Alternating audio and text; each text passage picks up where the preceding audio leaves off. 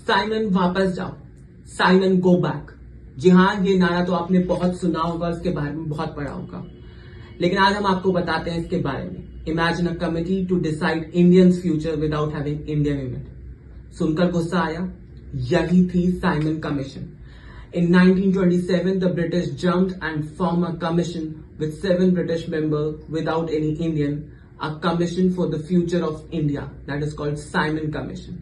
Naturally, Indians across the country boycotted this commission. Their demand was no constitution without Indians.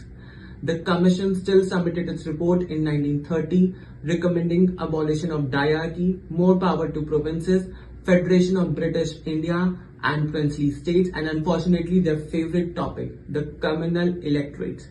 To discuss this, British held 3 roundtable conferences leading to the White Paper on Constitution Reform, which led to the groundwork of Government of India Act 1935.